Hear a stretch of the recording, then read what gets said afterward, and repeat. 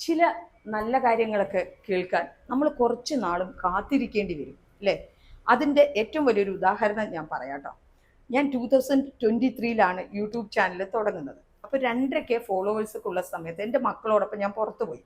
ആ സമയത്ത് ആരും എൻ്റെ അടുത്ത് ചോദിച്ചു, എന്ത് ചെയ്യുന്നു മാഡം എന്ന്. അപ്പം ഞാൻ പറഞ്ഞു യൂട്യൂബറാണ്. തിരിച്ച് വീട്ടിൽ വന്ന വഴിക്ക് എൻ്റെ മക്കൾ 2 കയ്യിൽ ഇങ്ങനെ പൊക്കി ചുമരോട് ചേർത്ത് വെച്ച് പറഞ്ഞു, അമ്മ ഇനി മേലാൽ ആളുകളോട് യൂട്യൂബർ എന്ന് പറയരുത്.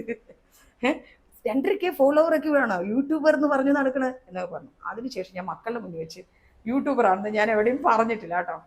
അത് ഞാൻ പറയാൻ കാരണം ഇന്നത്തെ പോലെ റിയാക്ഷൻ വീഡിയോയും ഷോർട്സ് വീഡിയോ ഒന്നും അല്ല അന്ന് ഇട്ടിരിക്കുന്നത്.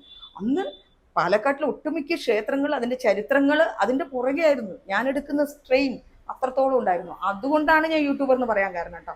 അങ്ങനെ കാലങ്ങൾ കഴിഞ്ഞു. ഇപ്പോൾ 2025 കഴിയാറായി കേട്ടോ. ഇന്നലെ രാത്രി ഒരാളുടെ കോൾ വന്നു. എന്തോ ഒരു സംസാരിക്കുന്ന ഇടയിൽ മാഡം എന്ത് ചെയ്യണു എന്ന് ചോദിച്ചു.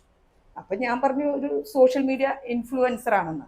എൻ്റെ ചെറിയ മോൻ അടുത്തുണ്ടായിരുന്നു. ഒന്നും മിണ്ടില്ല. അത് കേട്ടിട്ട് അവൻ കൂളായി വെള്ളം കുടിക്കാൻ വന്നത് അടുക്കളയിൽ. വെള്ളം കുടിച്ചിട്ട് അവൻ കൂളായിട്ട് പോകുന്നു. അപ്പം അതാണ് പറയുന്നത് അല്ലേ, എല്ലാറ്റിനും അതിൻ്റെതായ സമയമുണ്ട് ദാസാന്ന് അല്ലേ, മോഹൻലാൽ പറഞ്ഞ പോലെ.